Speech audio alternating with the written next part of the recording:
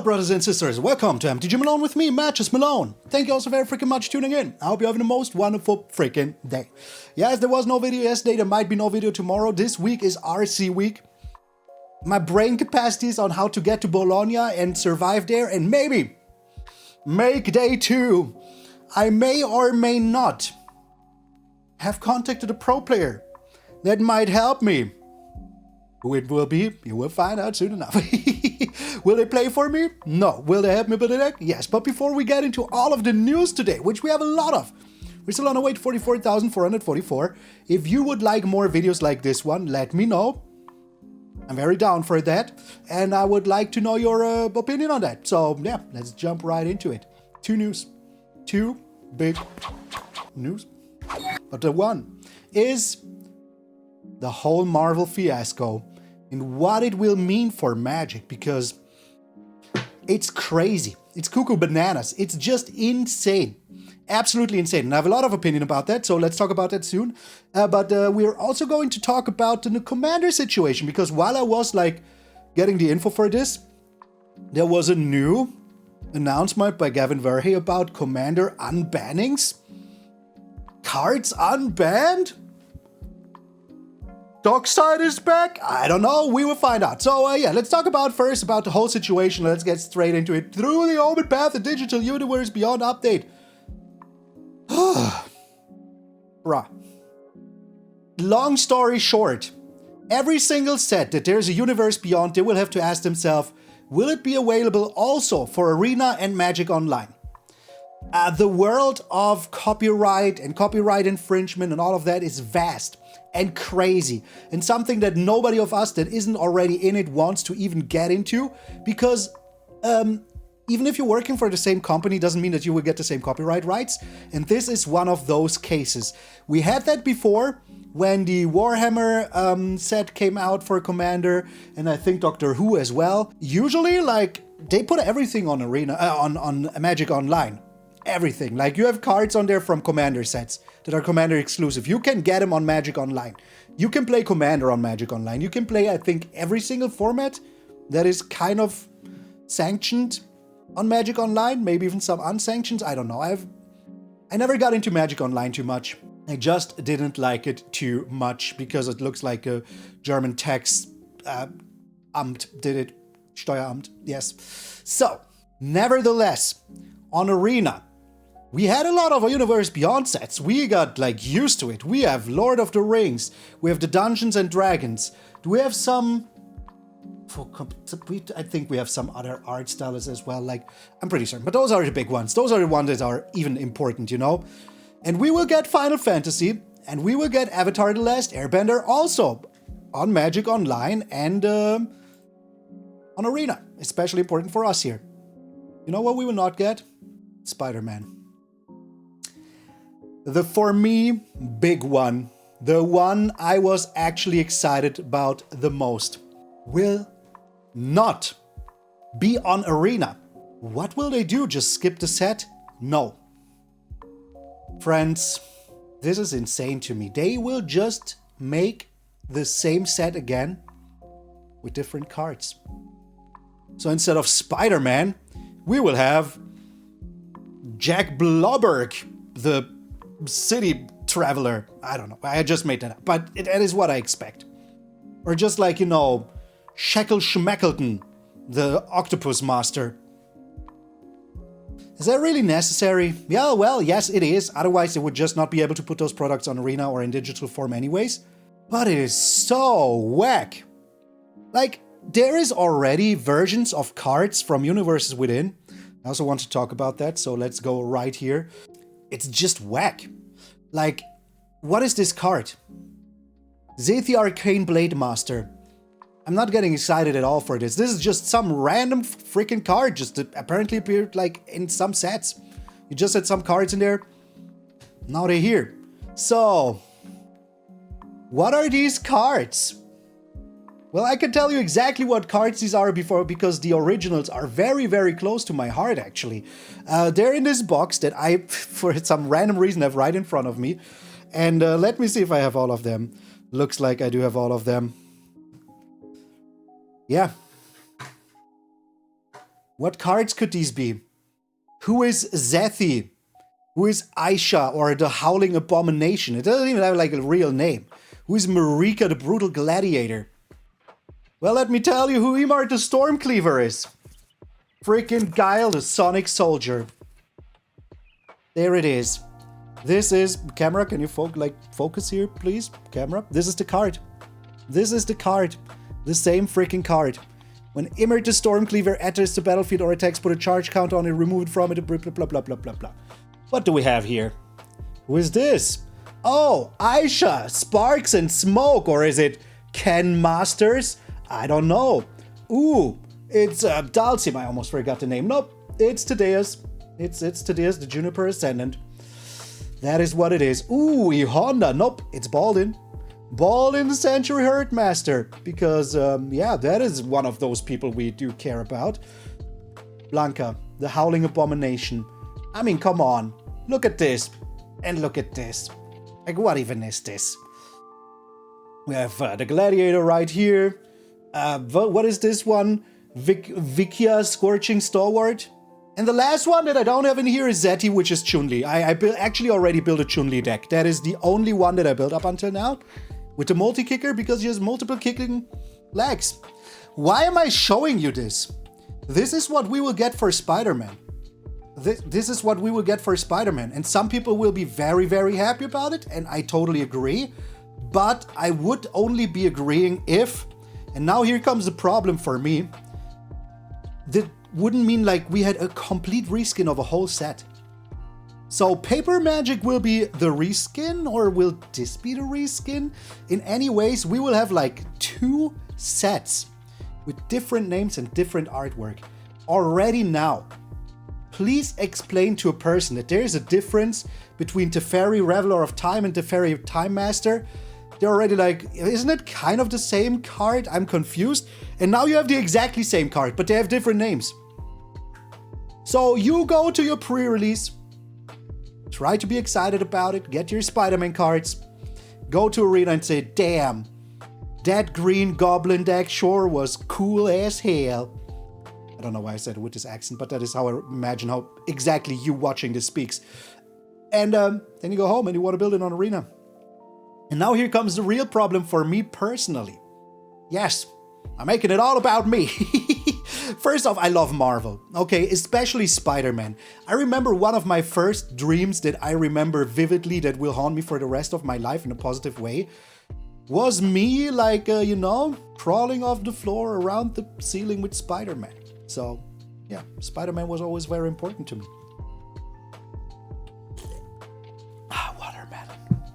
Watermelon.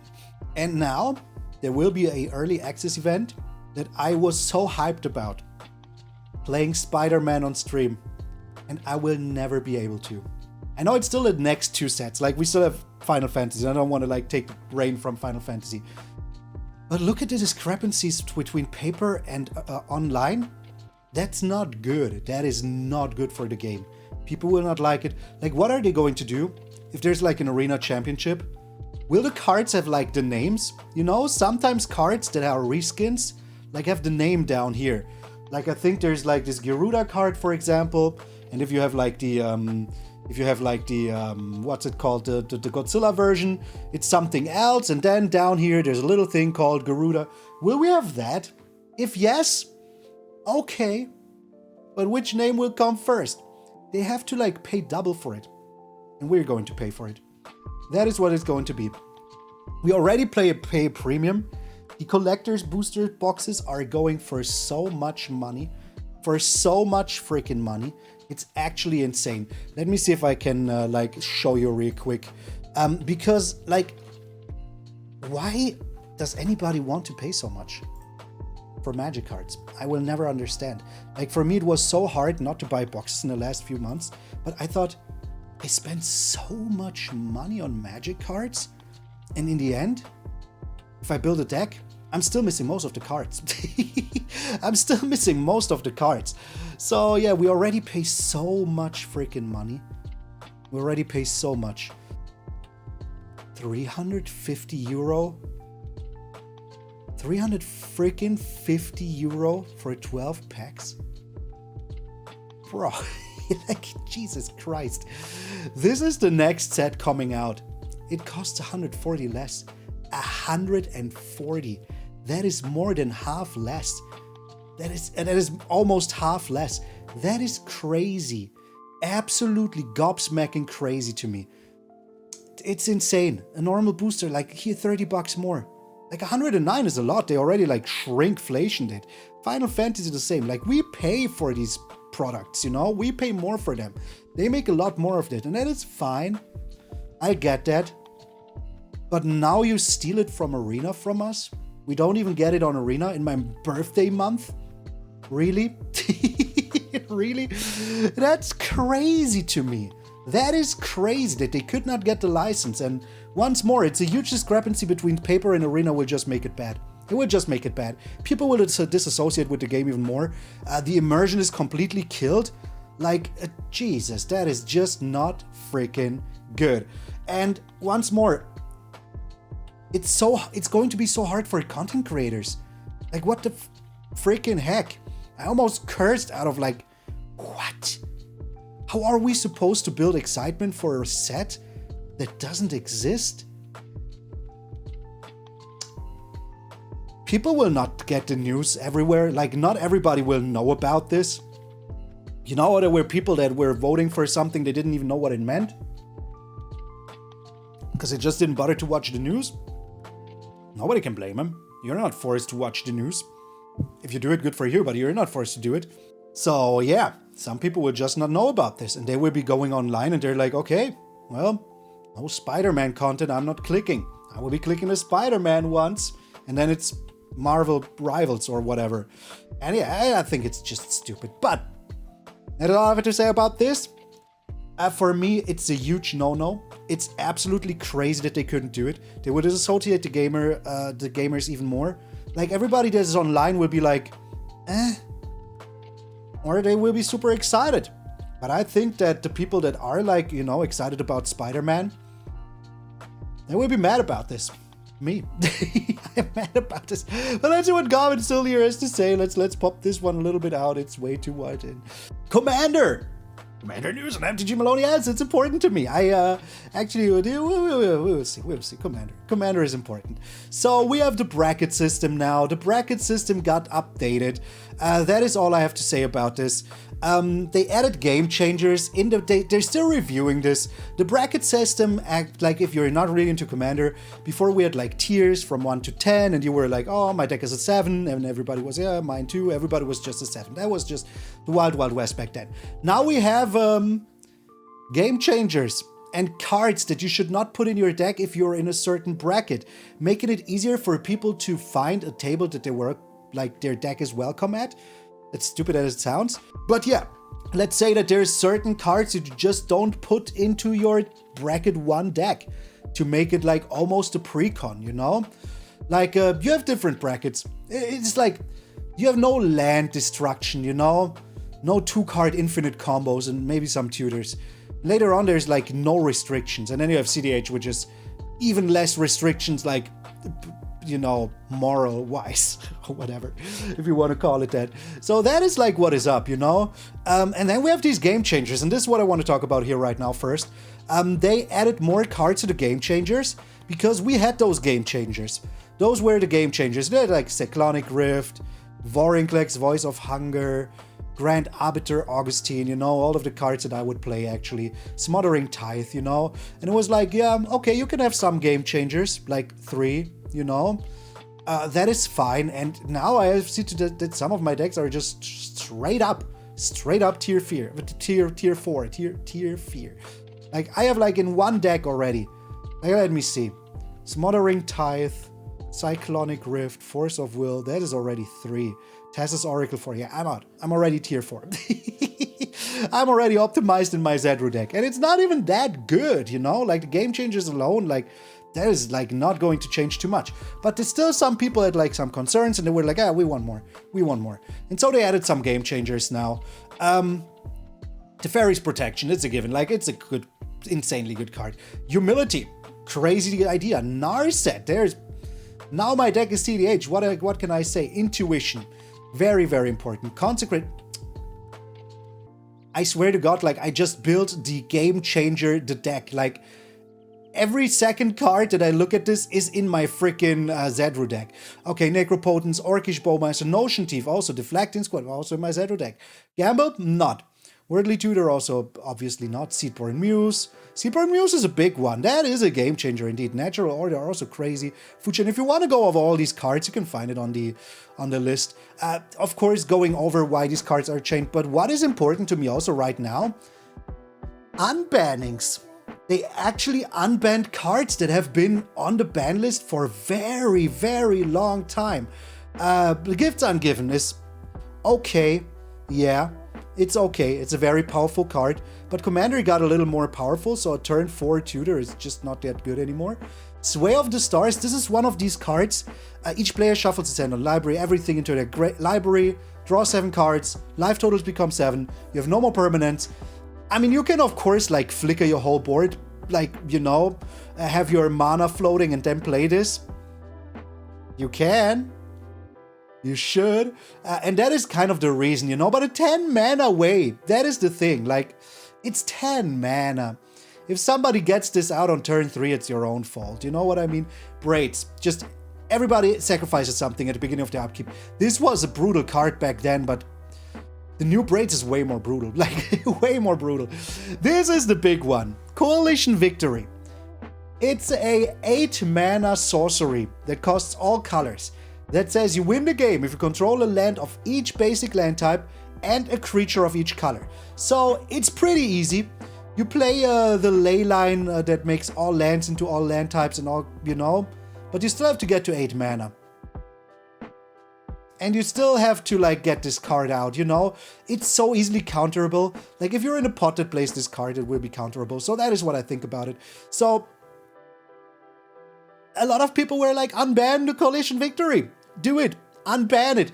Panoptic Mirror also, like, you know, it's one of those cards that people say it enables combos too easily.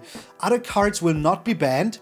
That is, I don't want to go too deep into it. It's not that important right now. It's just interesting to see that still things are happening. This is, by the way, the whole panel list right now. And these cards on our review. Ancestral Recall, Black Lotus, Chaos Orb. I don't know why they would be Falling Star. Like, come on, just don't put Charizard back in. I don't know if you saw the interview with Richard Garfield, but it's his favorite card, which is crazy to me. Absolutely crazy. So yeah, Commander is still thriving, Commander is still important, and we see that still behind the scenes stuff is still happening. What do you think about Spider-Man at home? Let me know what you think. The Commander thing just came out while I was researching for this video, so I got this.